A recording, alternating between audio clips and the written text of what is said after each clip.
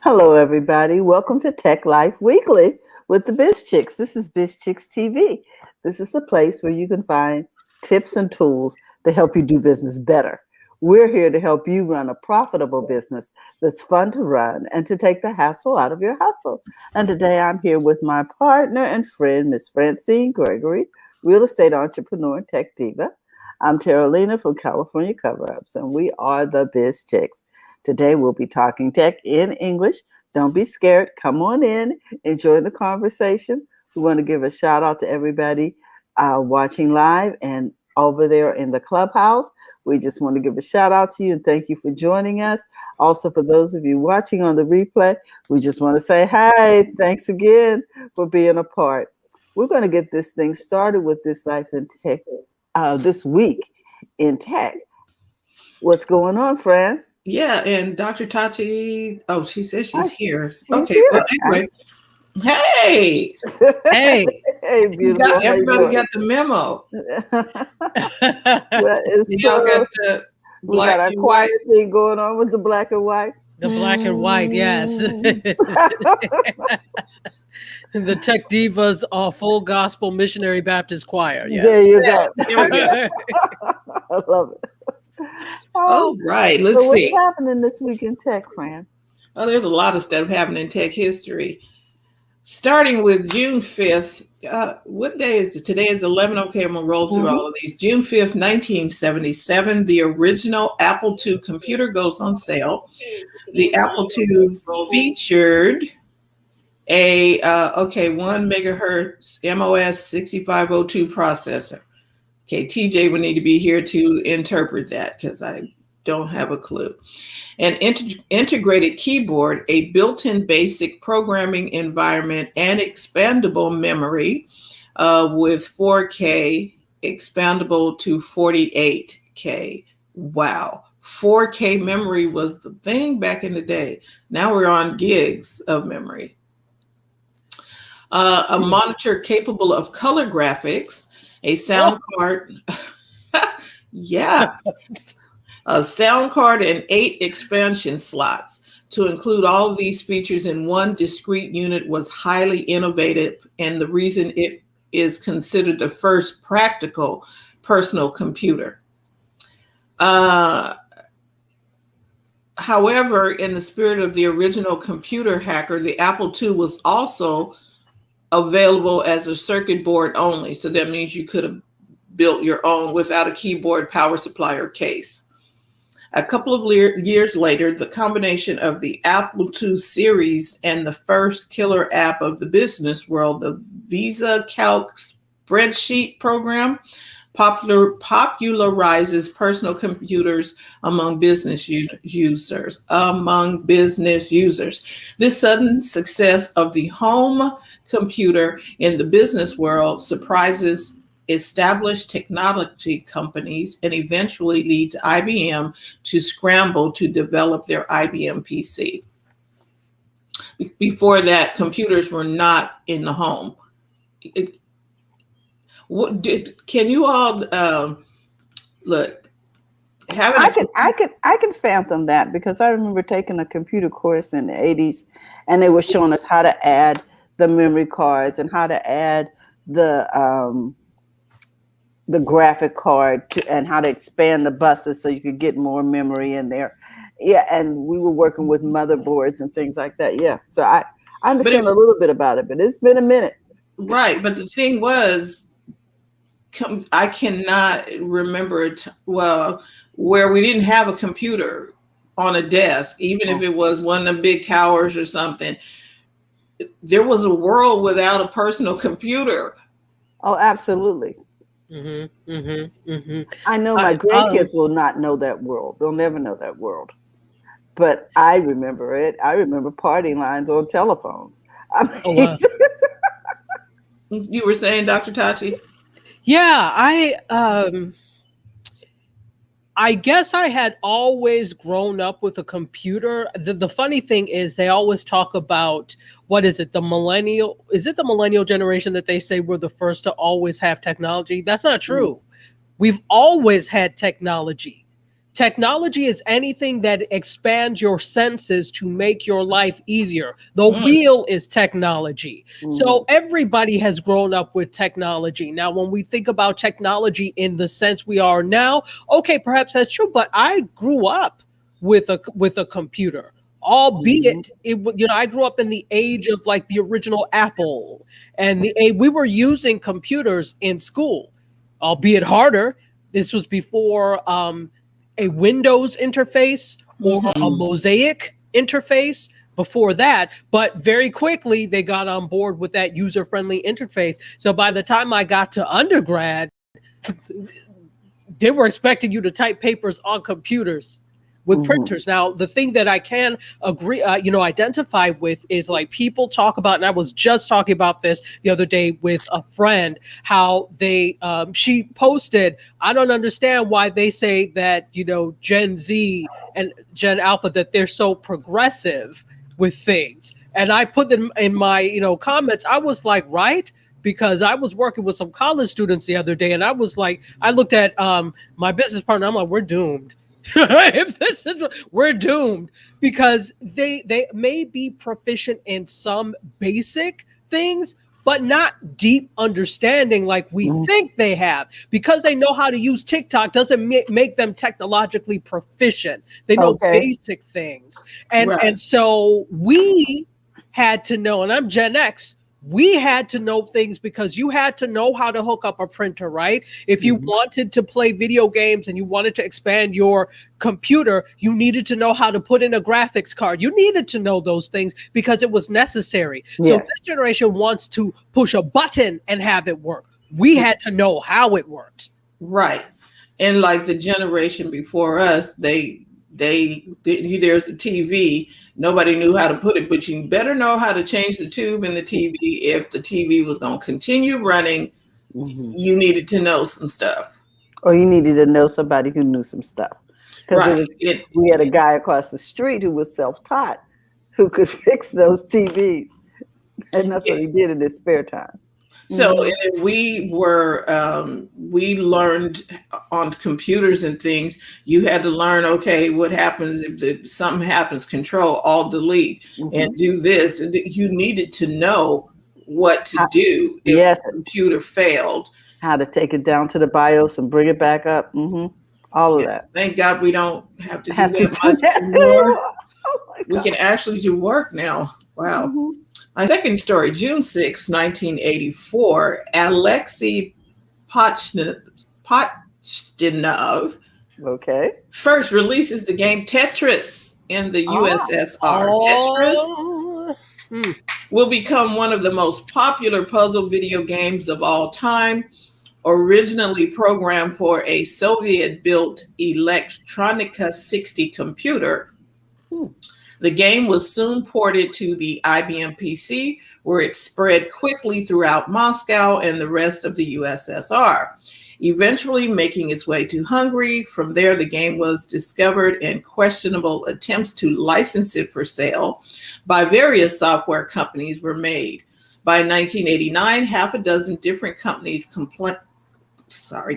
claimed rights to create and distribute the Tetris software for home computers, game consoles, and handheld systems. Several highly complex and drawn-out legal battles ensued in the following years to settle who had the right licenses and authority to sell the Tetris game in various formats. Whoever wrote that is a run-on sentence. Okay, ironically, Pachinov himself was not able to make any money on Tetris for years because as an employee for the Soviet government, the Soviet state ended up owning the rights. It was only when the rights reverted from the old Soviet government to Pachinov, whatever his name is, and he moved to the US in 1996 that he was able to form a company and collect royalties. Then he went on to work for Microsoft, trading one oppressive, this is the author, one oppressive regime for another. Oh, That sounded like some shade there. Yes, it did. That was like, ooh, dude, what were you thinking? So, has anybody ever played Tetris? It's still Oh my around. God. I was addicted to Tetris on Nintendo. So, of Mhm. course, my mother refused to buy us a Nintendo or any of those things. So, we didn't have it, but we had a friend down the street who had it who would let us borrow it. So, we were so addicted to it. My mother said, give it back. That's how addicted to the point I would hear Tetris music in my head when I would go to sleep. Yes, my girls played it all the time. This is like, It oh is my gosh, get out play game. addictive. That game was addictive because you're was. constantly trying to get the little thing to fall and okay. Yes, and it's like, okay, I've got it. But it does build some kind of motor skills. So it did critical thought processes of what goes where, what fits how. So keeping pathways open. Yeah. Yes. And it just but a different generation didn't see it as that. They thought it was you're wasting your mind. Well, actually, you're sharpening your mind for critical thinking skills. As far as okay, that doesn't fit there. You had to think quickly and adapt quickly. Okay, the next story. The Mac gets Intel inside June 6, 2005. In a keynote address at Apple Worldwide Developer Conference, Steve Jobs announces that Macintosh computers will transition from PowerPC to Intel processors and demonstrates Mac OS X running on a computer with an Intel Pentium 4 processor. Jobs revealed at the time that Apple had been secretly preparing for a possible transition to Intel for many years. Unbeknownst to the public, for every version of Mac OS X released, Apple actually had prepared a version running on an Intel processor. By making the transition to Intel, Apple paved the way for the resurgence of the Macintosh computer by making it more compatible with software for Microsoft Windows. And now they're using the M1 chip, a chip that they developed. Correct. So, they have their own, they got their own stuff now. Yeah. So they've always been ahead of the curve. Right. That M1 chip is pretty fast. It is fantastic.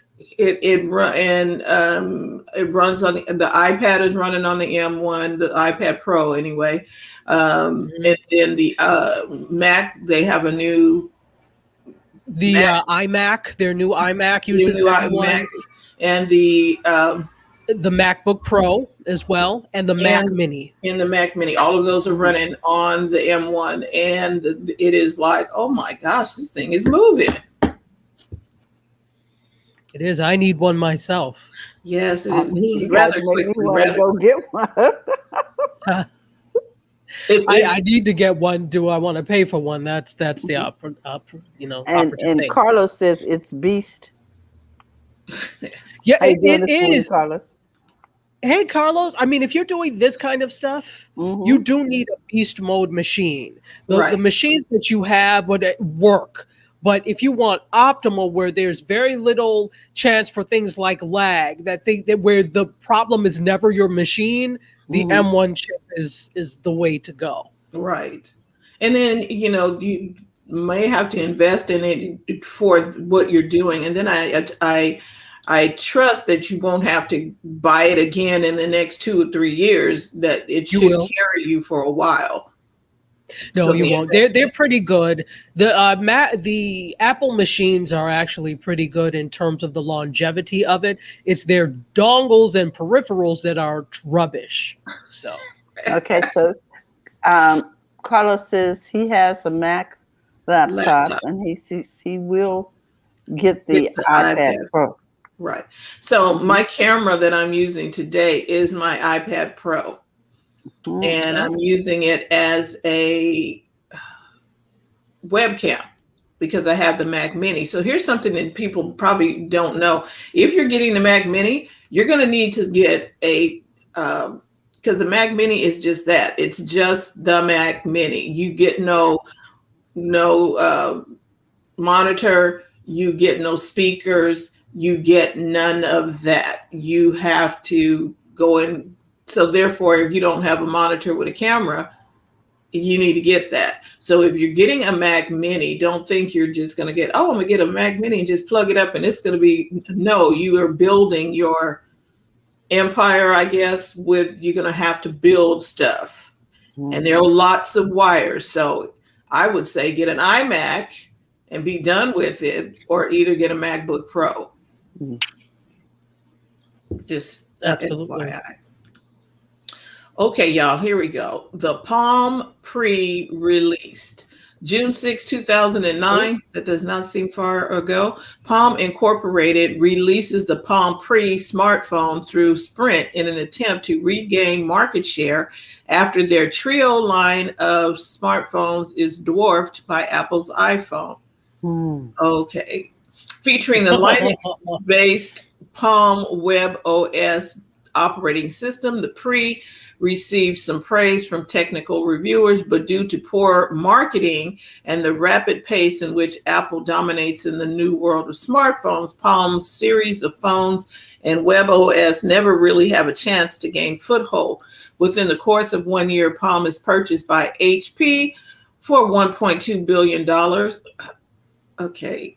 We have a conversation about that in a minute. 1 year later, after just 2 months of abysmal sales of their touchpad tablets, HP halts production of all Web OS-based devices. HP has announced they will release the source code for Web OS under an open source license, but the future of this once promising mobile operating system looks bleak. It kind of reminded me, it looks, with this picture here, I can put it up maybe, but it looks like a, what was that thing that came out?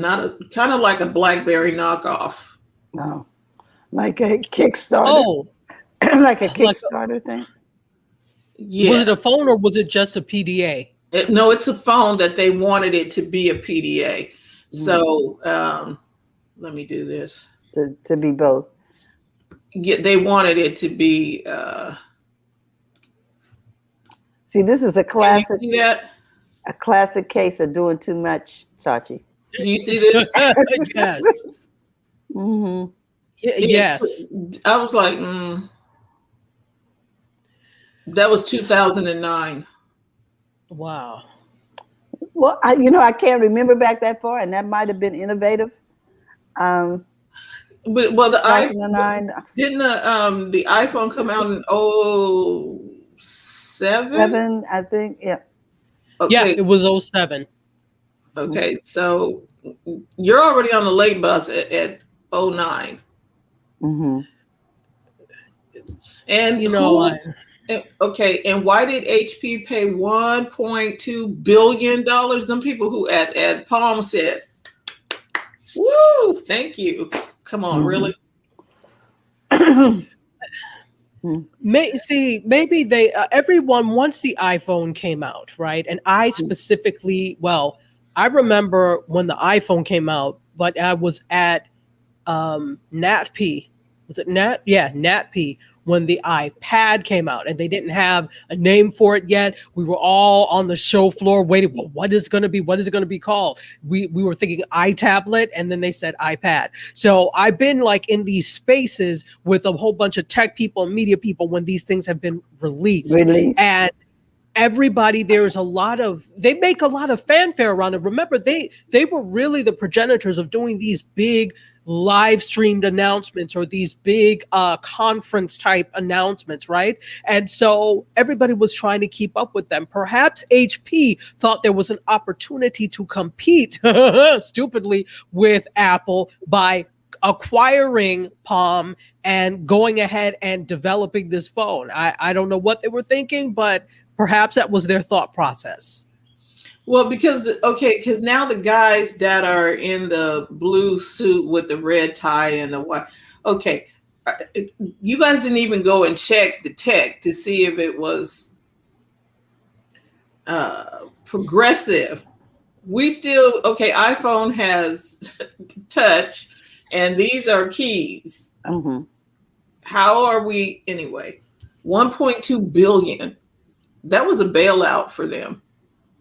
Mm. Well, Carlos has some comments about his equipment. He says, I have a laptop that's 10 years old, a laptop that's 3 years old, multiple Macs, and will upgrade Macs soon when they release the Pro versions. He says here, Apple didn't dominate. It was only available with AT&T. Okay.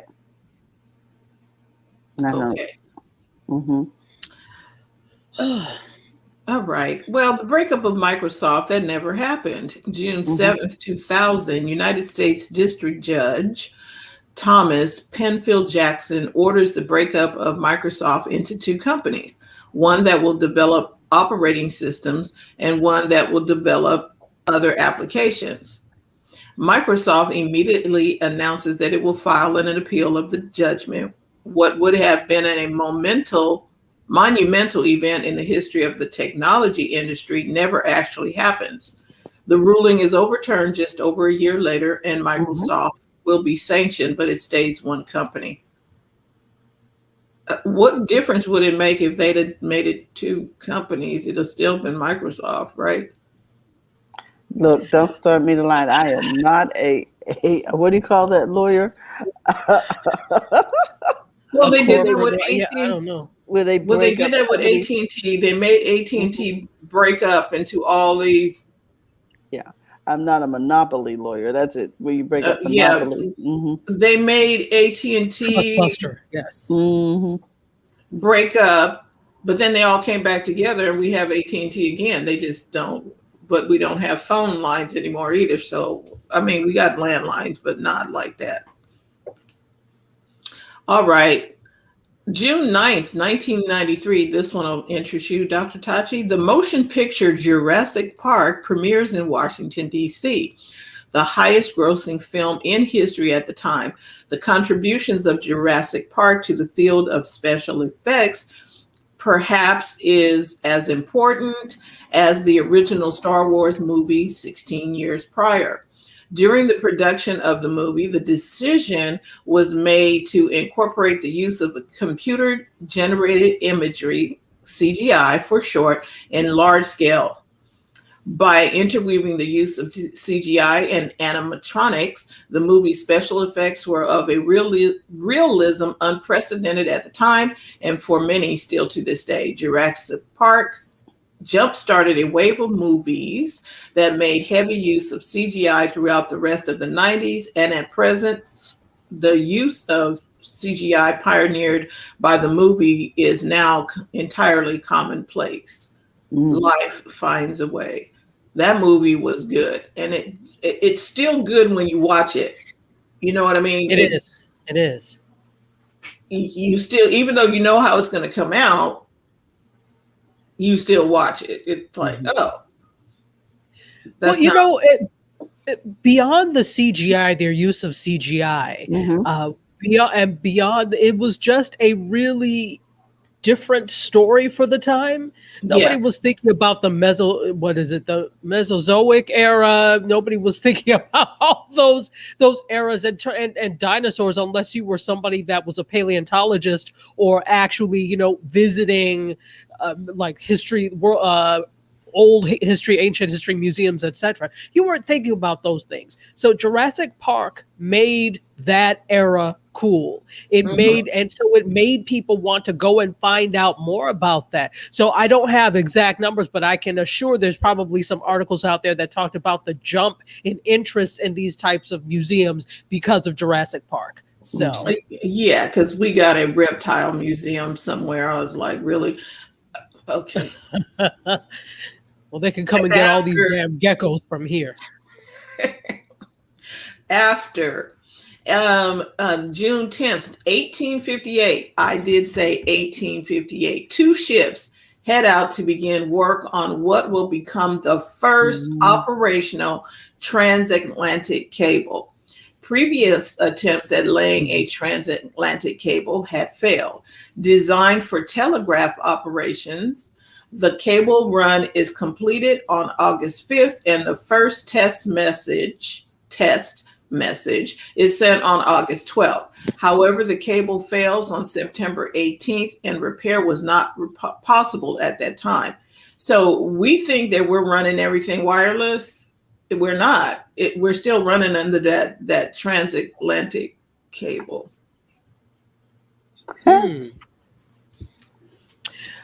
Wow. Okay. Well, before we go there, Carlos had a comment about the media. He says, same company, Industrial Light and Magic, Star Wars, and they did Star Wars and Jurassic Park. Right. So, yeah.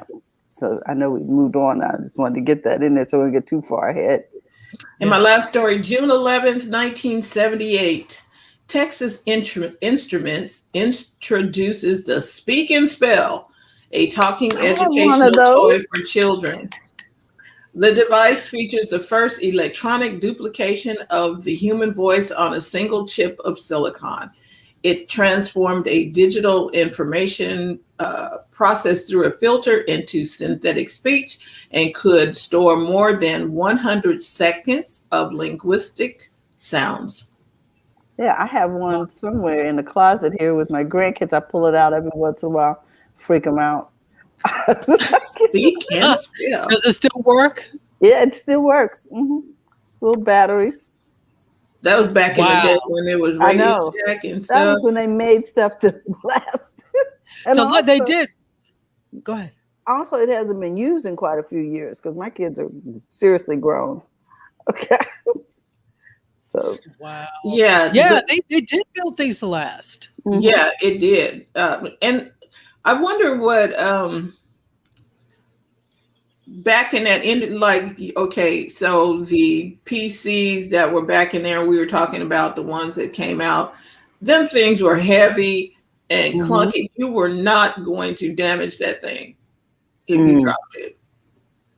They really I hadn't thought about that. Tasted and made it robust. Yeah, because I had an IBM PC and it was heavy. Even remember the what was that? The Selectric typewriter, the one that thing was heavy too. I'm like, dang, you can't move this. You know, you needed to have compared to what? Is it as heavy as a room full of computer? The whole thing, but they were built to last, is what I meant. They had craftsmanship. They wanted to make sure stuff was going to work. Mm-hmm. Absolutely, because there was a whole thing about wanting repeat customers. Mm-hmm. If I make something so that it breaks tomorrow, will I come back to it? That's why when you look at automakers, like for example, Hyundai, I remember very well that era where everybody was having Hyundai problems. And they had to, when they were trying to make a comeback, they had to actually offer like some ridiculous 10-year package for maintenance and $10,000 to get people to trust them again because there were so many problems. So, you know, when you just may put things like lickety split together with paper mache and popsicle sticks because you want people to come back, because you want people to buy again, they may not. Right, because you violated their trust. They don't trust the product. And you know, a lot of people, my husband said, "Oh, you're just prejudiced. I would not buy an American-made car." I was like, "No." I'm sorry, I wouldn't either. Either. They could say what you like about me. I don't give two damns. I like my Toyota because it's been lasting me for 18 years with no problem, and I'm not getting anything else. So, and I was like, he said, "You're just prejudiced." I'm like, "No, those people did shabby work." Shabby and shoddy, because the thing is to get you to keep coming back. And I know people that say that people would do things like put cans in the doors so that there would be a rattle and they would have to keep coming back. Just do things right and you will have a customer. So this is why they're all trying to play catch up now, because you should have had quality as job one from the jump. So because of that, I'm like, I would never, first of all, design wise, we have not mastered the art of sleek. I don't give a damn what you try to put out there. We have not mastered it. I like sleekness. So we haven't mastered good design that doesn't look like, as my father used to say, a pressure cooker. Yes. You mean the K car? Oh my gosh. Well, form factor is really important. Carlos says, I only buy Hyundai now. And Mark's in the house. Hi, Mark. Mark Ward. He says, that's how I'm holding it together. Popsicle stick, scotch tape, and Don't forget paper mache. WD-40. Wow. Oh, Yeah. my Hey, and we got Cheryl in Clubhouse over here. So yeah, trust is when you lose trust, it's very difficult and costly to get it back. Mm-hmm. If you ever get it back, because they're always going to be looking at you, waiting on one. Well, I don't know. There you go. Well, thank you for this week in tech history. Of course, Terry. Well, you know what? I am going to defer to Doc, and I'll come in later because we're running a little behind, and I don't know if she has to go. Dr. Tachi, are you ready?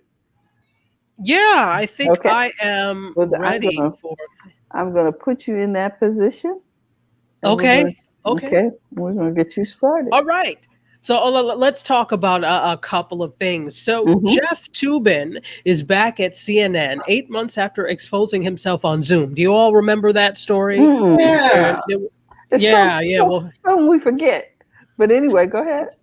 The news cycle is, in the news today, gone tomorrow, and you forget. But he's back in the news, and he has returned to CNN as the chief legal analyst on Thursday. So this was actually just yesterday, 8 months after he exposed himself on Zoom with colleagues at The New Yorker. So Allison Camerata is a co-anchor on CNN Newsroom, and she said, I feel like we should address what's happening in the months since we've seen you. You were caught pleasuring yourself on camera. To quote Jay Leno, what the hell were you thinking?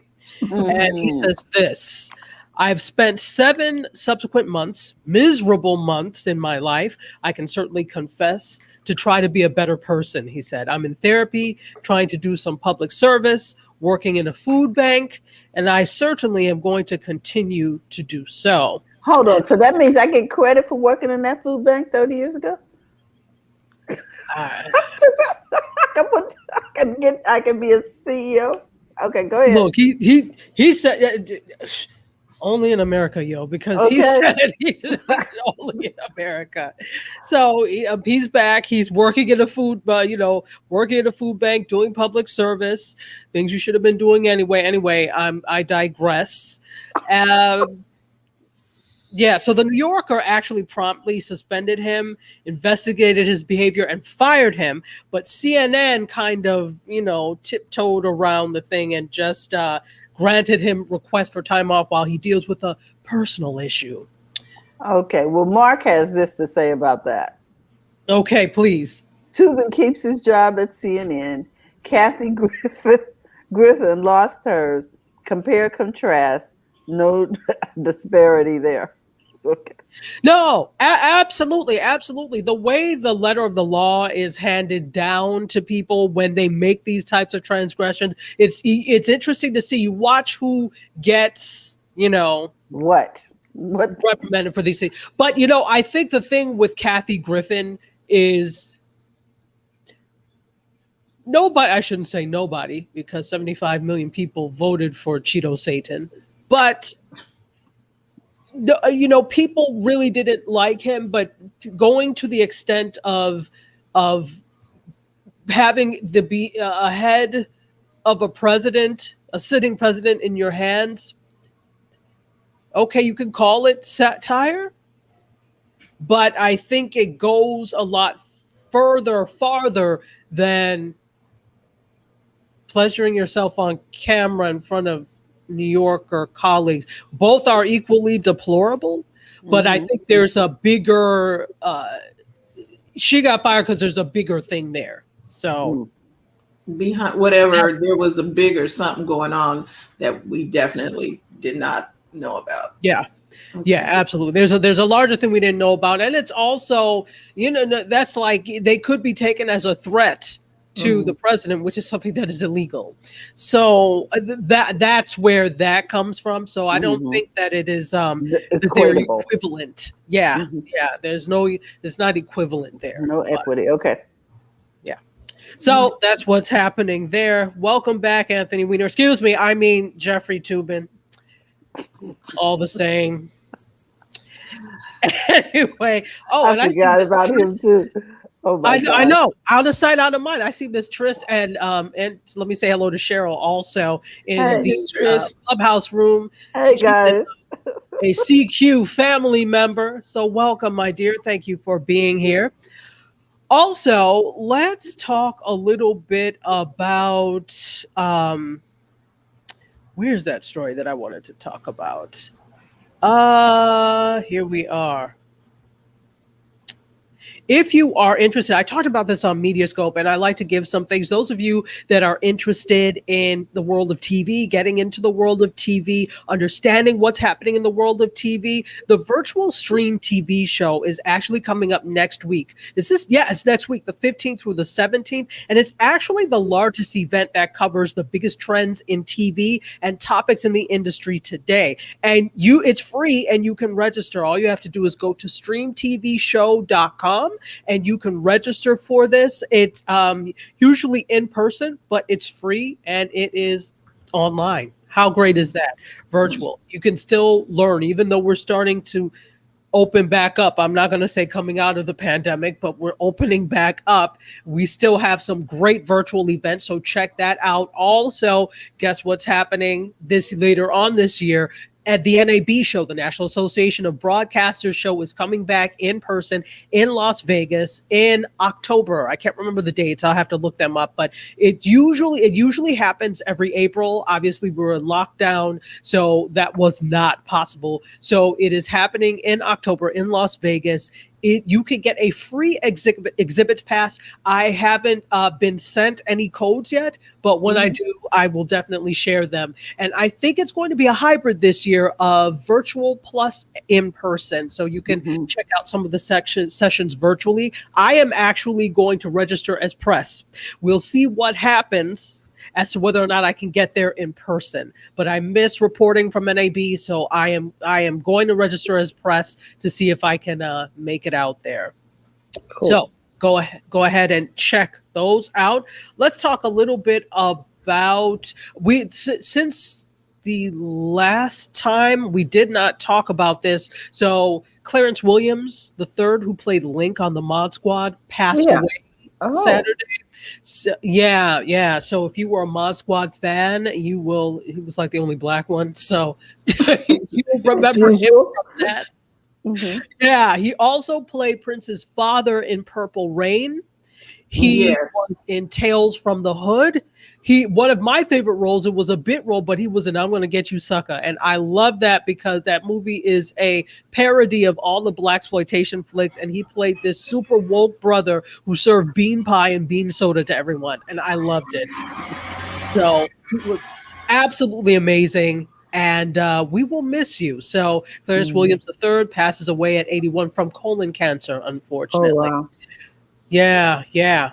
Well, off from that, rest well. On to Issa Rae. This girl is killing it. When I say killing it, she killed it, brought it back, and then killed it again. Not only, Insecure is ending. They just shot their final season. So this is the final season of Insecure on HBO after 4. This is the 4th and final season. She signed a deal with Warner Media for 8 figures. Who does this? Who in this day and age gets an 8-figure deal? But she signed an 8-figure deal with Warner Media, and now, she is a self-professed Marvel fan, as am I. I'm a Marvel girl as opposed to DC. Well, she has been cast as Spider-Woman in the Spider-Verse sequel.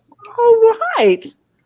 Yes, and so if you've not seen Into the Spider-Verse with the Tale of Miles Morales, please watch it. It is animated and it is so good. You can find it on Netflix. So you can catch that before she makes her debut as Spider-Woman. She's going to be alongside Shameik Moore from Dope and Netflix's The Get Down, and Haley Stanfield from Pitch Perfect and Bumblebee, and returning as Miles Morales and Spider-Gwen.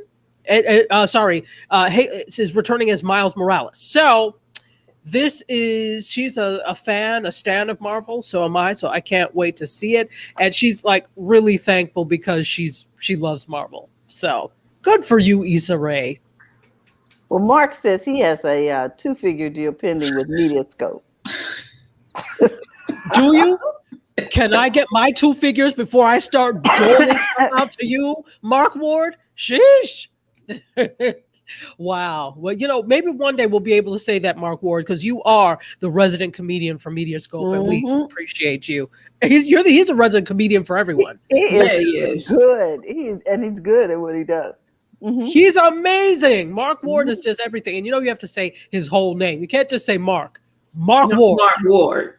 Mark Ward. Exactly. Just so that we're clear. Now, speaking of things that you can see, we weren't talking about that, but I'm going to say it anyway. If you are into boxing, which I am not a sports fan unless it is the Olympics or soccer. That's it. Mm-hmm. But if you're into boxing, you probably noticed that Logan Paul is back in the boxing field again, in the boxing ring again. And Logan Paul is a big time YouTuber. There's been this trend of having YouTubers do things that they don't normally do. And so Logan Paul was matched up with, I can't remember. He was Nigerian. This was a couple of years ago, where I think in 2019, where they had a boxing match. It was 2 big YouTubers, right? Well, now he's gotten out of the YouTube boxing ring and fought Floyd Mayweather. Oh, I saw it. Yeah. Did you watch the fight? Did you? I did. Was it good? Do tell. My husband is a boxing fan. So I watched the fight, and there was lots of hugging and going. So it wasn't as interactive. You want to hear somebody. You want to see more action. That's all I wanted. Okay. I was like, okay. Okay, more action, less hugging. Well, it was an exhibition fight. It was not it wasn't like a winner.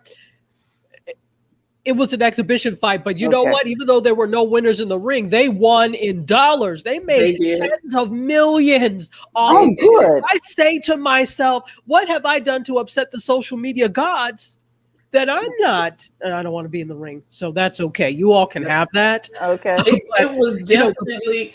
I'm like, hopefully I'm not bursting anybody's bubble, but WWF wrestling is all staged. Yeah. Sorry. Right. I didn't know. Which is now WWE. Okay, WWE. It was all staged. Wrestling entertainment. Go ahead. Yes. This was staged too. Not staged where everybody did their, they both went in there boxing, but this was a whole exhibition. This was not real. This was all set up like, okay, we're going to get together, your media company, my company, let's do this. And they hyped it up so much that people paid for it, pay-per-view. Right. It was hella staged. And nobody got hurt. No. There was no. Okay. Yeah. It was hyped. That was that. All hype.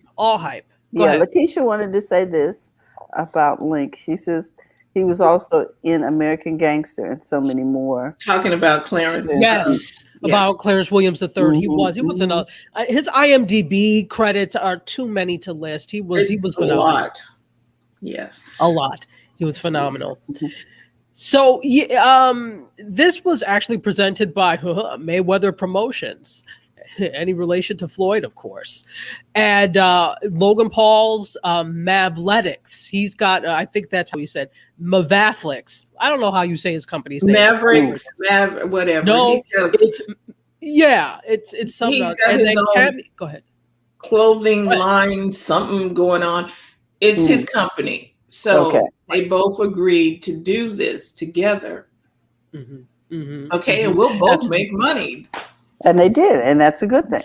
They did. It was also Cameo competitor. If you guys know Cameo. So Cameo is this company, and I think I talked about it before, where you can hire celebrities to do a shout out for you for X amount of money. And so when you go to the Cameo website, they have all these celebrities and some who are trying to make comebacks, who you can, for whatever, you pay this. I think the highest I saw was like $1,000 for like a up to 3-minute thing. So which is kind of brilliant, but you feel bad paying like $19 for Santa Claus. Anyway, for some people, yeah, you feel bad. Sorry. But anyway, there's a competitor to Cameo called Fanmeo. So Fanmeo was actually one of the sponsors for this as well. And this is interesting because Floyd Mayweather is a 50-0 former world champion. He's 44 years old. Logan Paul is 26 years old, and he's the self-dubbed YouTube world champion. Says you, but okay. And KS1 is the person that he fought back in 2018, and it ended in a draw. That's why all these things are just for show. Let's be clear. So expect to see more of these types of things by YouTubers, by TikTokers, by social media celebrities in terms of getting into these matches for show, basically. But let me talk about really quickly some of the people they had on board. Atari was one of the sponsors. DraftKings, which is an online gambling site, is one of the sponsors. OnlyFans, and we know what OnlyFans does. So, although they're trying to branch out into some more non-adult things, but they were, shall we say that nicely? But they were one of the sponsors of this as well. So good for you.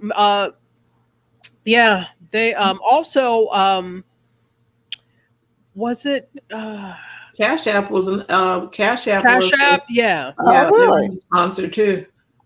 Ethereum Max, really? Fashion Nova. Now that's her. You know all these booty shorts and things that these girls wear. That's Fashion Nova stuff. And so Fashion Nova Men, they have a men's part of it. So Fashion Nova sponsored that. CBD brand Smiles, which was created by Mayweather and Joss Mather. That's interesting. So they have a lot of partners in this. So they made tens of millions. So whatever we think about it, good for them. Yeah. Well, Mark says, look, he'll give you a shout out for kind words and a Subway coupon. He's willing to negotiate. Look, I'll do a cameo for Trader Joe's gift card. So I'm with you, Mark. I'm good. Just go get me a whole bunch of Trader Joe's gift cards. I will do a shout out for your birthday party, for whatever.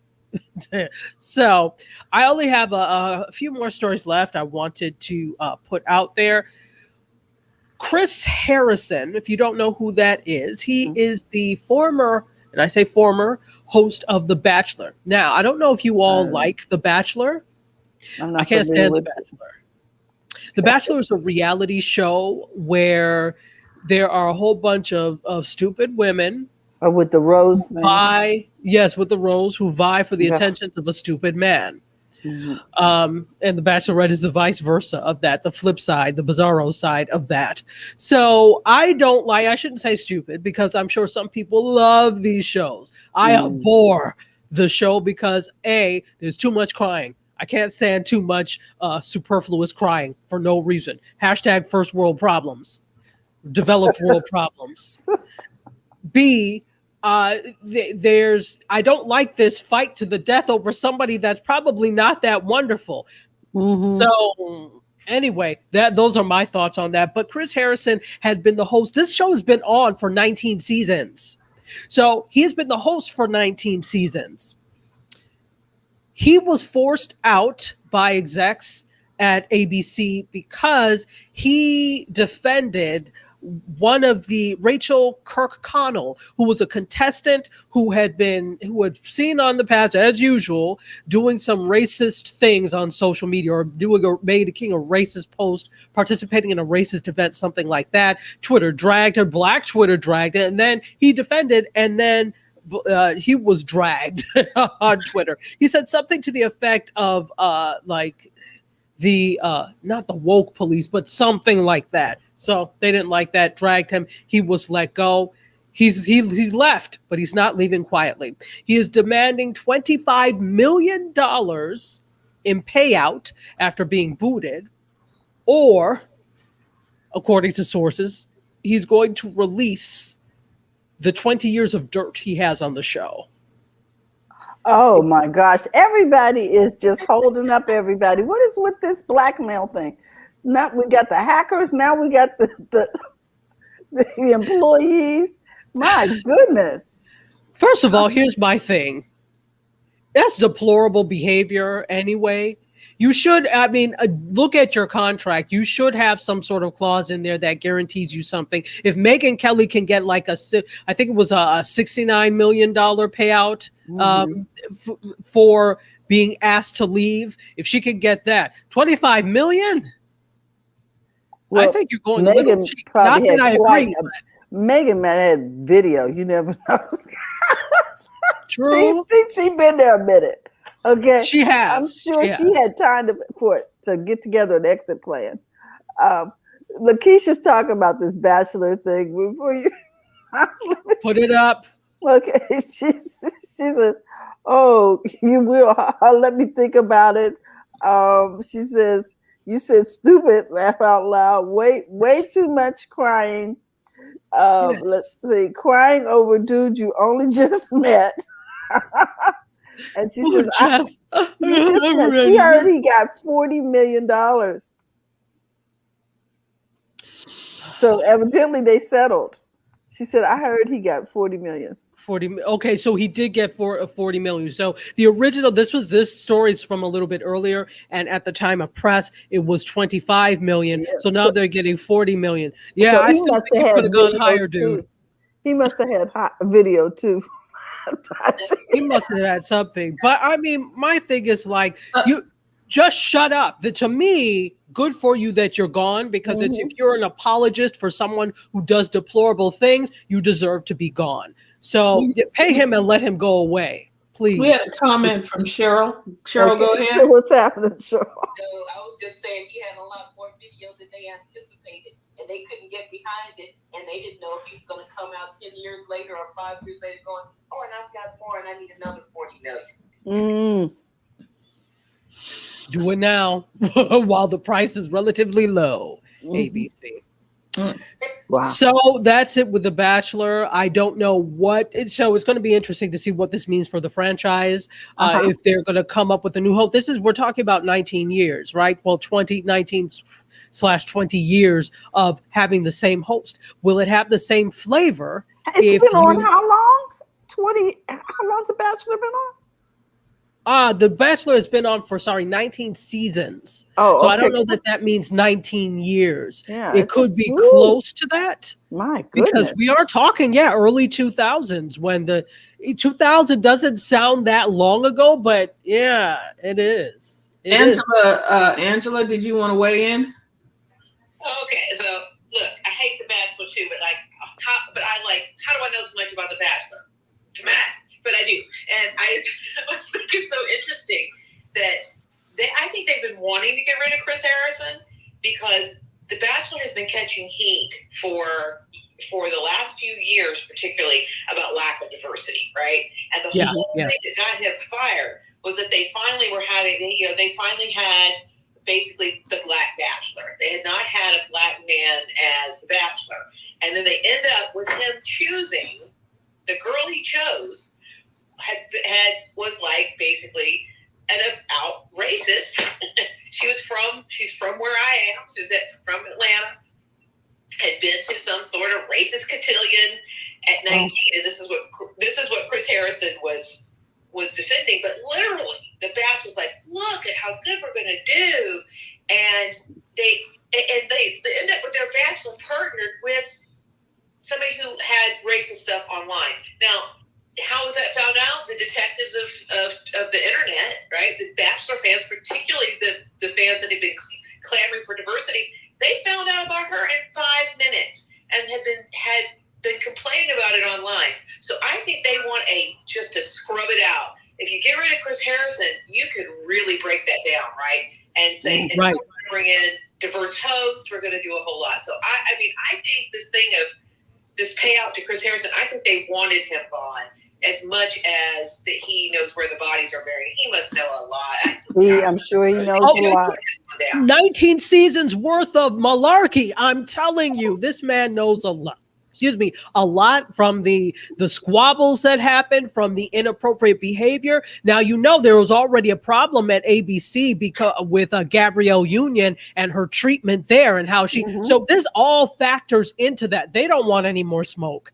They really don't. And they can't afford any more smoke. You already don't have that many great shows. So you don't need any more smoke. No. So, but people still like the show. And I think this is their chance to say we're just going to scrap it for parts and let's rebuild it in a more, and I don't know, I think it's a flawed and failed and sexist and probably inherently racist format anyway. There you go. Yes. I think they're glad for him to be gone, and I think they've been looking, and this just happened to be the moment, and then they can say they're doing all this in the name of diversity. I think it's performative, but we'll see what happens. So anyway, Absolutely. gosh, how do I know all that? But I do. Anyway, I'm loving the show. I'm good. Wow, you know, Angela, thank you. Thank you. That it's purely performative. Everybody is on this let's do better quote bandwagon until we stop looking, then we're going to stop doing better. I don't buy this diversity and inclusion rubbish from anybody unless this was the trajectory you have been on and have been trying to make change. Now that you're on it because there's a camera on you, rubbish. I don't want to hear it. So we'll see what happens with it. I really think it's time for the franchise to end, not because I don't care for it, but it is an outdated concept. Is this what millennials, lower end of millennials, Gen Z and Gen Alpha want to see? Probably not, because they're not the ones watching it. If you look at the ratings, consistently ratings come out every day for all of these things. That's not the generation that is watching it. And these are the generation of people you're trying to pull in for your longevity as a network. Sirs, madams, if I were you, I would scrap this whole concept because it is inherently problematic and it's just stupidity. Stop crying. Oh, sorry. Well, no, Lakeisha bothers me. Oh, Lakeisha says what? They also need to put in contract that if you leave because of misconduct, you do not get anything, and it needs to be a silence clause in it. Like you can't talk after you leave. You don't know what could happen.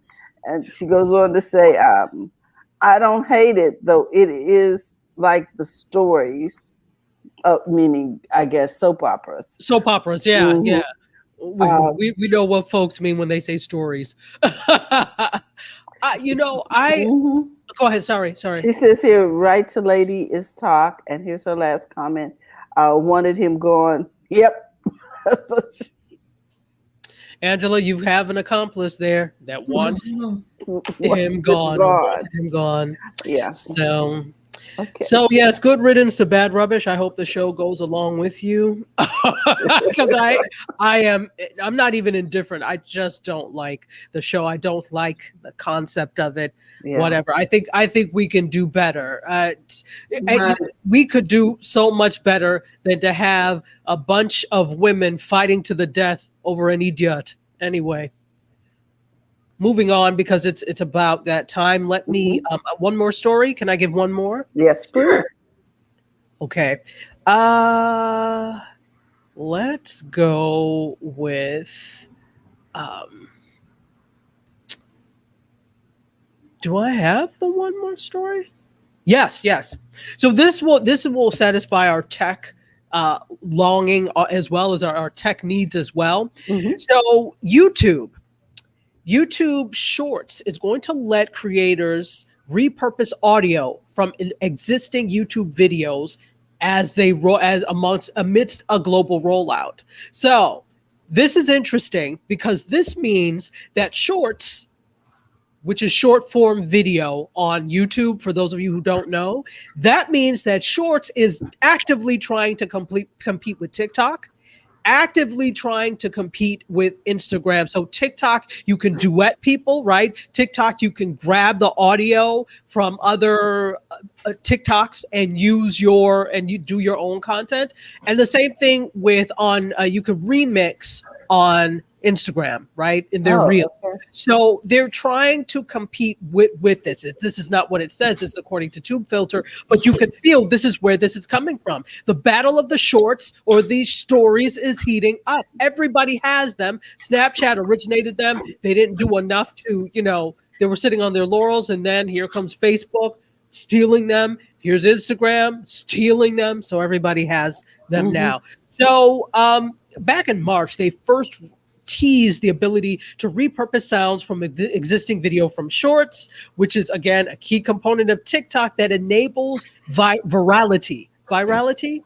I guess that would be the thing for things to go viral, right? Okay. Videos to go viral. Things tend to go viral on TikTok because a lot of people are using a particular sound. So this is what YouTube is trying to do. So currently creators can sample audio from other shorts videos and pull songs from YouTube's licensed music library, according to The Verge. However, going forward, you're going to be able to tap a new create button in the YouTube app.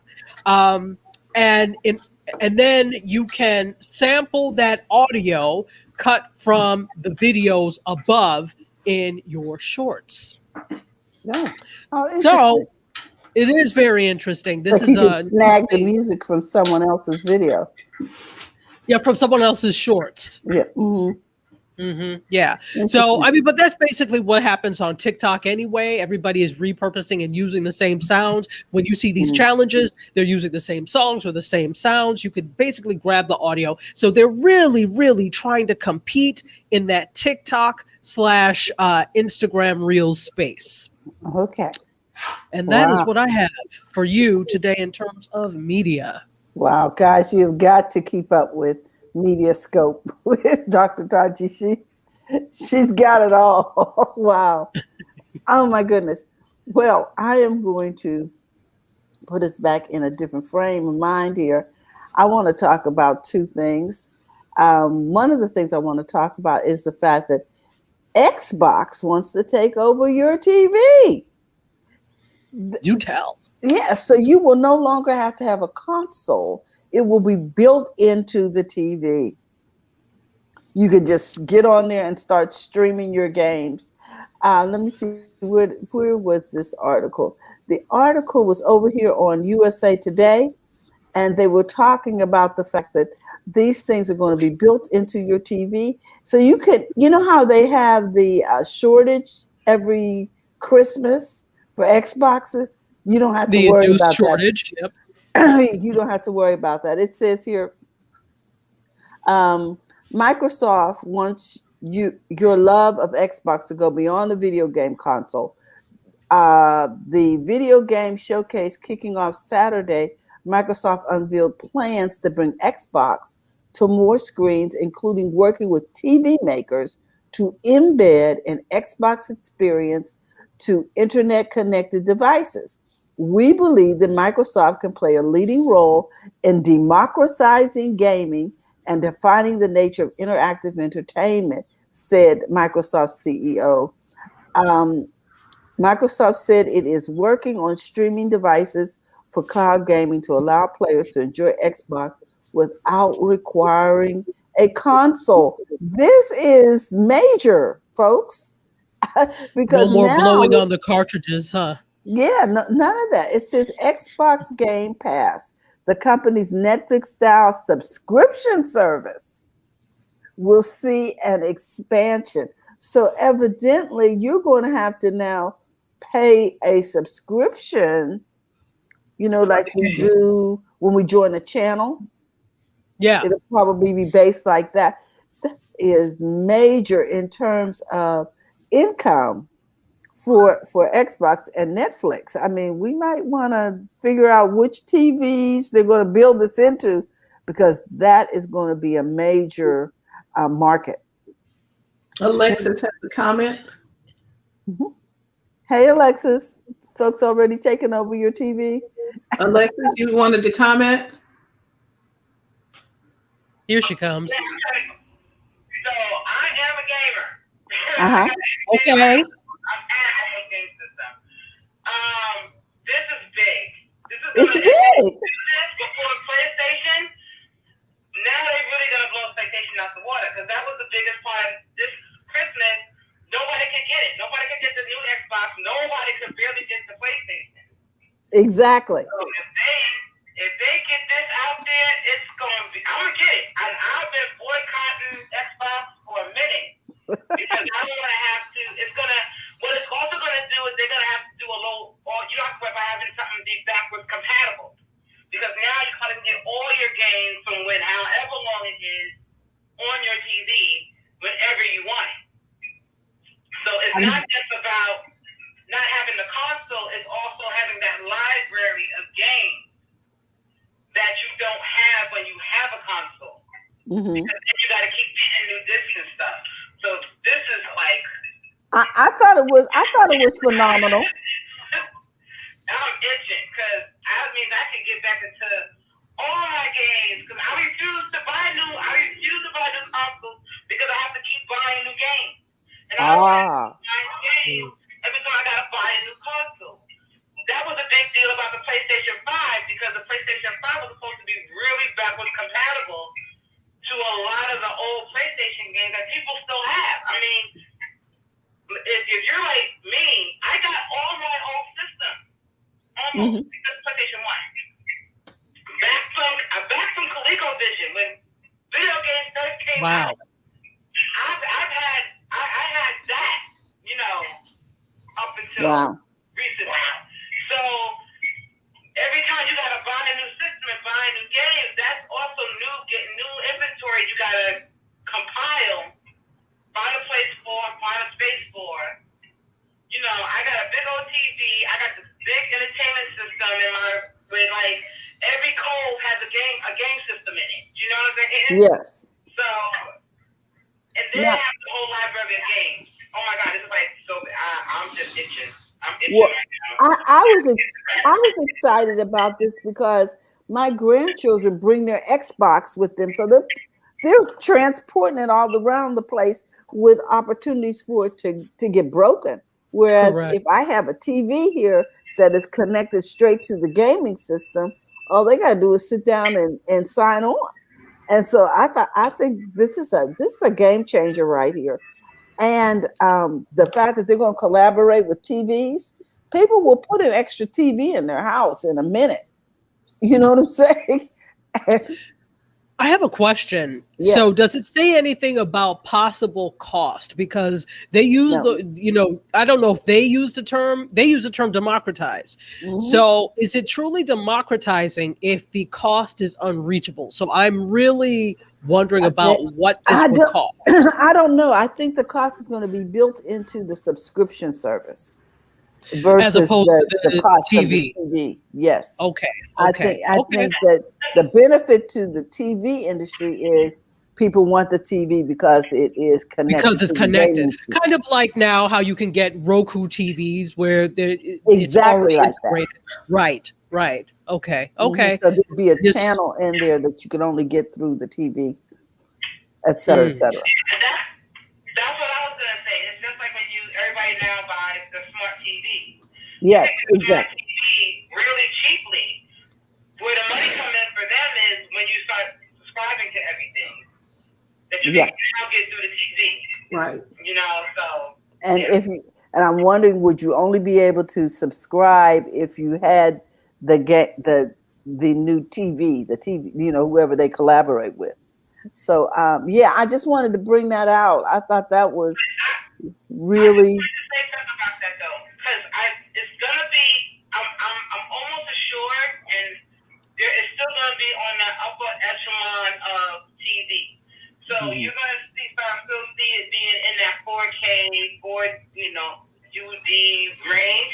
Just because if you're doing it through your game system, if you're gonna do your games, you're gonna want that higher resolution to play your games. Right. Otherwise, you're not getting the same effect of the console. So it's probably, even if they do it, I don't think they got to price it out, but I definitely know it's going to be based on what kind of TV you get. Exactly. That's going to change your gaming experience your gaming experience is going to be mediocre. And if they were going to have the gaming experience to rival a console, they're going to have to put it in a better TV. Well, it says here that the what do you call it? The title of the article says Microsoft wants to embed the Xbox into TVs, build its own streaming devices. So whatever they do, I'm sure it's going to be at a high standard. They can afford it, and they know that as gamers, we will pay for it. Well, that's awesome. That's awesome. Okay. And I need to say that this is the most excited I've ever heard Alexis. So I'm glad. I'm glad you're excited about this. Yeah, I mean, I was like, what? They're doing what? So you'll have an Xbox Game Pass. The company's Netflix-style subscription service will see an expansion, and Microsoft said it will soon launch cloud gaming on browsers and is exploring subscription options. Because as Lakeisha's saying over here in the chat, Nintendo already has a subscription service. Mm-hmm, they do. Yeah. So, yeah, she says laugh out loud. She's just glad to see that you're excited about this whole thing. The other thing I want to say is that, and I don't know if I should take y'all down this rabbit hole because I know Fran's got some things she wants to share from TJ. I'll just say this and then I'll shut up. Facebook is developing a smartwatch that interacts with their virtual reality, and that's it. And you can connect it. Sorry. You can take it off the wristband and use it like a GoPro. Okay. Not today, Satan. They don't have. I had to cough on that. Cheryl, what'd you say? It's not today, Satan. I know that's right. The enemy is a punk, and he's not punking us out. They keep their watch and everything else. It probably won't work anyway. So, wow. Well, remember, they were developing the wristband that followed your nerves. So it might be highly interactive, but I'm just not the one. I just. I'm still trying to get my kids. My kids still trying to get me to get that Oculus Quest, and I'm like, so if they ever see a watch, I'm gonna have that conversation. Well, you know what? I got my grandson the Oculus Plus. It broke within months. I mean, it's not a good product. Yeah. Master of none. There you go. So with that, I am exiting stage left, and I'm putting Fran up here. We're going to move on. I just wanted you to know, I thought that was really a game changer as far as the Xbox and the building it into a TV. I think that's genius. Indeed. Right. So I'm filling in for TJ. She sent her notes for social media news this week. We're going to start off with Instagram. Instagram announces new monetization options for creators. Instagram is now announcing several new monetization options for creators, including a new affiliate tool, new shops features, and new stars donation options. Instagram's new native affiliate tool will allow creators to discover more products on checkout and share them with followers to earn commissions on the sales they drive. Oh, do you want fries with that? Mm-hmm. Affiliate posts will feature an eligible for commission text at the top to let people know that any purchases support a creator. So instead of you just telling them, like, I'm anything you purchase, I get a little something from an this affiliate. It'll be already on there. On the Instagram is also giving creators more ways to earn from badges on Instagram. Instagram is also giving creators more ways to earn from badges on Instagram Live and stars on Facebook. By allowing supporters to purchase multiple badges during an Instagram stream. Someone that we worked with asked us about stars. How do I get people to give me stars because I was trying to figure out what the heck are stars. Well, stars has been out for a minute, and people give you stars. It's actually can be converted into money. I guess you cannot download it to cash. Okay. After you collect 55 million, then you get $10. Gotcha. Oh, kind of like the arcade where you get so many tickets and then you can get it. You can trade the tickets in. Wow. Francine, do you? Yes. I don't even know if you're old enough to remember this, but there was a thing called green stamps. Yeah, I remember. And green stamps. And it went in a book, and then after you had 11,000 books, you could trade it in for some glassware, or some china, or something. This is just things. They did green stamps all the way through the 80s. This is green stamps for blue chip stamps. All of that.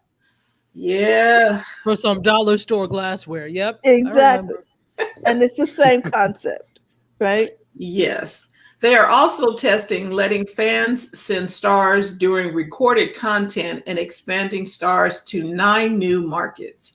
Okay. Stars challenges is another way creators can earn payouts if they meet certain milestones, like broadcasting a certain number of hours or earning a set number of stars within a specific time period. So shouldn't we have some stars by now? I'm like, where are my damn stars? Are we over there? I mean, I don't know.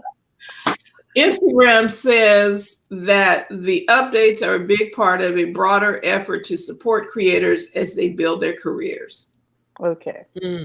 Twitter. Yeah. Twitter's adding a new subscribe button to newsletter creator profiles. When you visit the profile of someone who runs a review newsletter, you will be able to subscribe with a couple of taps or clicks. After you confirm your subscription, Review will start sending the newsletter to the email address that's tied to your Twitter account.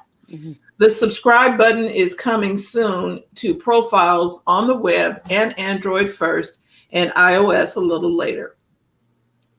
The move can make Review a more enticing option for people who've been thinking about starting a newsletter, especially those who already have a ton of followers. Okay. If a Review subscribe button is visible on a popular person's profile, it could prompt visitors to sign up. Writers can run free or paid newsletters on Review. Twitter takes a 5% cut of subscriptions to paid newsletters. So I got a question. Does anybody ever read a newsletter? You know, there are people that read, like I get a bunch of newsletters, which is how I get my media tech and pop culture news from publications. So I read them a lot. Newsletters are not dead. These newsletters are very niche though. You're not going to get a wide mass response from newsletters. So you're like, oh, everybody will subscribe. No, these are for people that are specifically interested in this. So newsletters are for a very specific niche audience. Right. And like you said, with tech news, like TechCrunch or tech, where you are going specifically to get a newsletter, but just a general, if you don't have something important to say or specific to say, I don't know if a newsletter is worth that time. TikTok launches new hashtag Create Kindness campaign to combat online bullying. TikTok has launched a new campaign to encourage positivity and inclusion in the app, while also combating online bullying in an effort to foster a more open, encouraging community atmosphere. TikTok will showcase the videos on its Discover page throughout the month, while it is also launched its hashtag Create Kindness hashtag challenge, which will encourage users to share their heartwarming moments and comments that inspire you to spread kindness. Okay. So this is a good thing. Maybe we need to send that over to the Bachelor. Let me know. It's too late for them. It's too late. Too late. Wow. Okay. Well, we have a comment over here. She says, Lakeisha says, yeah, I do a team newsletter and customer a newsletter. I'm not sure if it's appreciated, but I do it because some do say it helps. And you know what, Lakeisha? We may not read it every time you send it, but we do look at it from time to time when we're interested in something for that particular time period. So I say to you, by all means, continue that newsletter. She says, but it's not really for outsiders. It's for her customers. Mm-hmm. Yeah, and that makes sense. And when if you have customers or you have specific people that this is for, then it makes sense. It's a great way to inform them of what's happening. Mm-hmm. So absolutely, I say continue. But as for people trying to make things for general public consumption, I don't know. It could be more time than it's worth. Right. Mm-hmm. Because not everything is made for the masses. Mm-hmm. Correct. It's made. Maybe the newsletter is for your community and the people who want to hear particular Exactly. And there's always super fans in those Right. communities. Yeah. Right. Look And for those everything. people eat up the newsletter. Facebook. Mm-hmm. Facebook Messenger adds custom QR codes for Facebook Pay transactions. Yeah. Facebook is making it easier to send money in Messenger.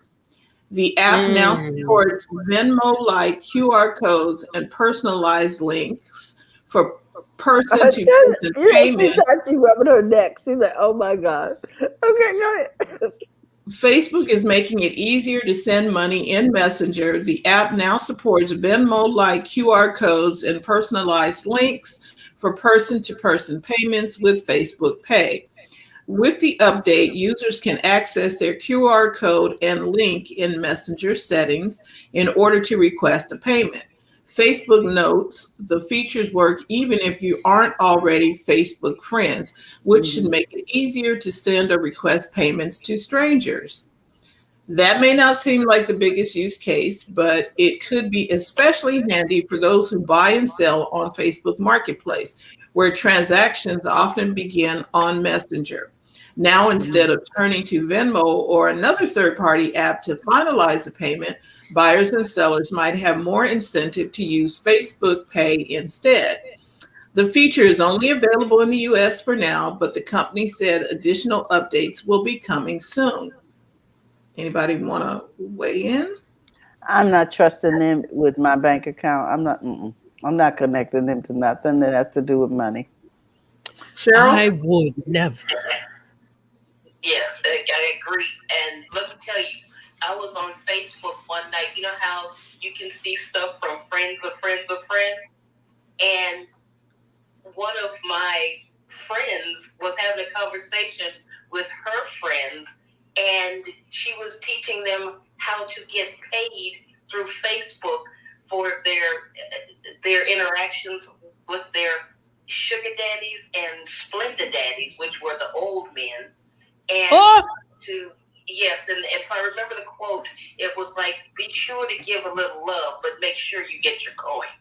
And the girl goes, let me get that right. I'm going to write it down. Give some love, but make sure you get your coin. I'm looking at this and I'm going, oh my goodness. And these are the same people that did their pap smear and took pictures and had them on the table and the doctor between their legs, and he was grinning. And I was like, I need to know this hospital so that I never go there. I need to know that doctor so I can get him reported to the medical board. That's crazy. What you see on Facebook, and these are normal people. That's why I looked. I was like, because I did a little research, and I'm like, oh my goodness, people can perpetrate the fraud. But I was like, that one was interesting. That was interesting. So how was that not a brothel? How is that allowed? They say they're monitoring stuff. That's why they put it in those terms: sugar daddy, Splenda daddy, get your coin, get your bag. And Facebook will turn a blind eye to a lot of that stuff. Because when I first got on Facebook, I had more stripped down women trying to get me to, they don't even know if I'm male or female. They don't care. It's just, spam kind of thing. But, or guys, you see that you have one friend in common, and then they slide into your DMs going, well, how are you? Block, delete, review. Yeah. Exactly. Wow. Yeah. Well, Okay.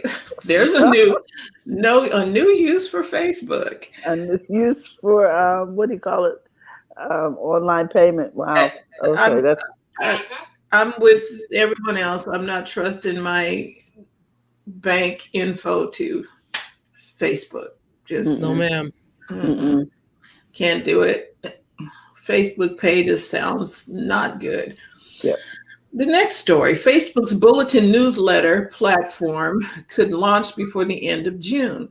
Facebook hopes to release Bulletin, its take on Substack-like newsletter subscription products, toward the end of June. What does that mean? Is that Uh, like the Facebook Bulletin is its take on Substack like newsletter subscription product. Is it kind of like Medium? I'm not I'm not understanding. Medium is a blog thing, but it says Bulletin is a newsletter platform. Yes, it is a newsletter platform. So they're again trying to do something that they don't normally do, and Right. add that and compete there. Master of none. See what happens when you have too much money. You just don't know what to do with yourself. That's what the kids call stupid money. You're just trying everything. Okay, so the Or company stupidity. plans to offer both free and paid versions on the platform. Many of the first newsletters Facebook intends to publish will come from writers who focus on sports, fashion, and the environment. Okay. And while the company will use Facebook to market Bulletin, the platform won't live on the social media network. So it's going to be a different app or a different. It's going to be like hot. What was that hot something that we don't hotline? Hotline. Yeah. Okay. Whew. So they're just really trying to compete with these other newsletter services out there. So Medium is kind of one, but Medium messed themselves up with that. They kind of have this ridiculous subscription thing going on now. So you get like one and then that's it. I'm like, I don't like your content that much and I'm going to subscribe. I think it could, but this is what I don't like. This is why I was rolling my eyes when Facebook says they're going to do something, because they're like they have digital ADHD, and this is not to belittle people with ADHD, but because I think we all actually have a bit of it, but they go from one thing to the next, and they don't wait to see if something flushes out well. Then they just work. Yes. So if you put all of your energy into developing a bulletin, a fashion beauty blog, for Facebook, and then they decide we'll be sunsetting Bulletin at the end of this month. You put money and time and effort into something, and they're on to the next. That's why I would never invest all of my energy in a Facebook only strategy. Never, because they don't stick with anything long enough for it to stick. Nonsense. Sorry. So, and while the company will use Facebook, because this is not Facebook's Bulletin newsletter, is the company plans. So the company will use Facebook to market Bulletin. The platform won't live on Facebook. So they're not acquiring Bulletin. Is that what I'm understanding? It's theirs. And while it will use Facebook to market it, it won't be on Facebook. You won't be able to. It won't be on Facebook. It'll be a separate application. When you tap on a Bulletin link, it will open in a separate browser window, taking the users off the platform. Facebook. Sure, right. It's just going to redirect them to. It's still a California hotel. They're not letting you out that easy.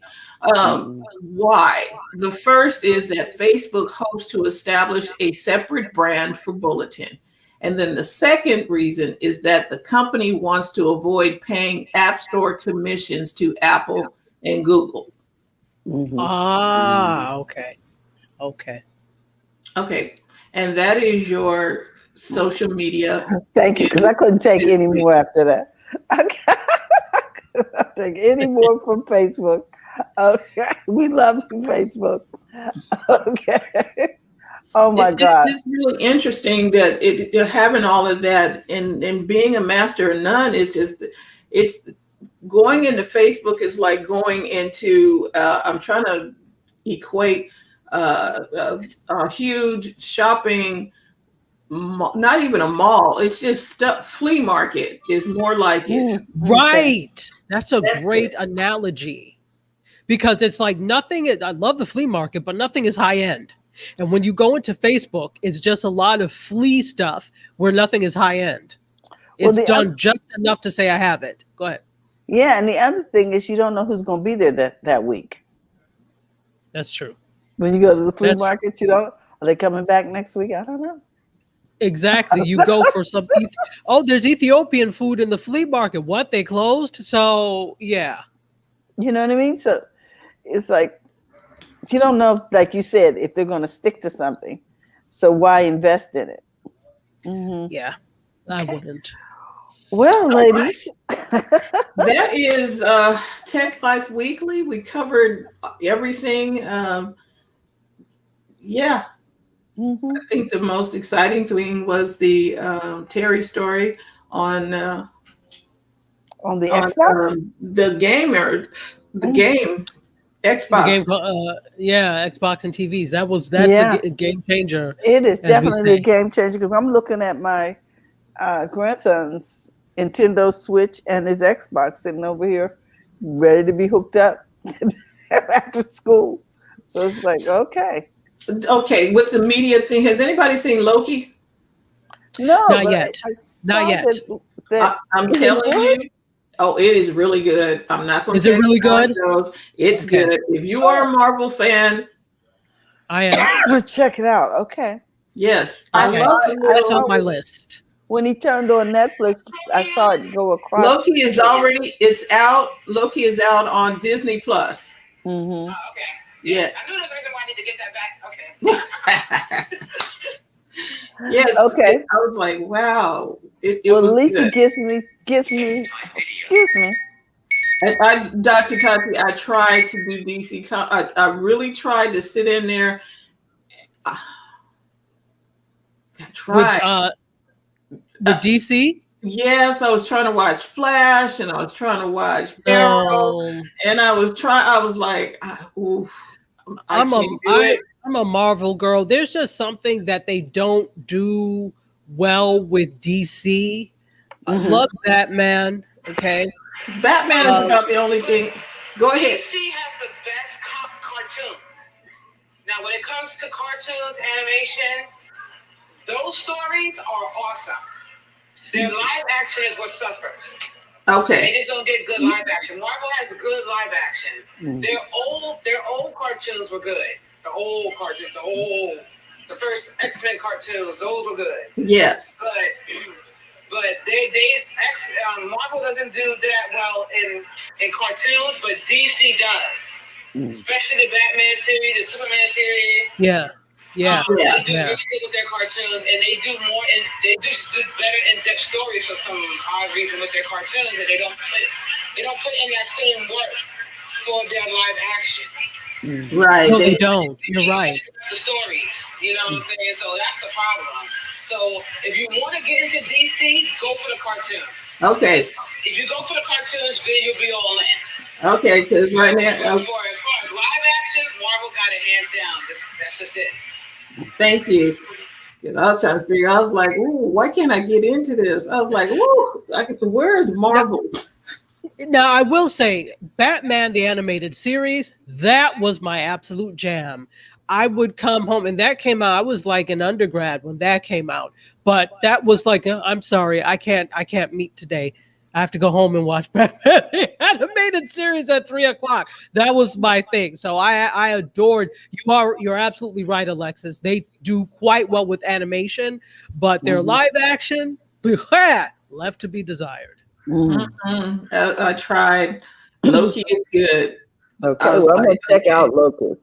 It was good, and you're gonna look for the all of the Marvel does a good job tying in the storylines from everything else into whatever they do. They just don't come in and start just doing something, and you're like, oh, and so it makes That's you why want it's a cinematic universe. right. Everything is kind of interconnected. Yes, yes. And they did a really good job with that. And I used to read the comic books. My brother had them, but I was like, I was reading them. All of them. And when they do that, it's really good.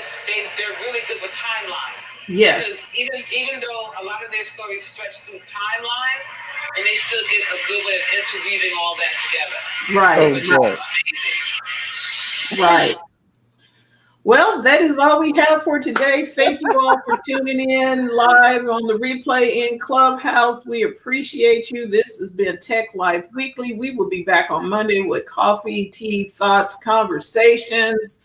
And then we'll be back next week also. All through the week, we'll be back on Clubhouse again on Monday and then the following Friday. If you're interested in become a part of BizChicks, you can text BIZ to 33777 and you'll get a handy dandy PDF on standard operating procedures for success. And we're here to help you build a profitable business that's fun to run and help you take the hassle out of your hustle. Hopefully you got something out of today tech-wise so you can make better decisions.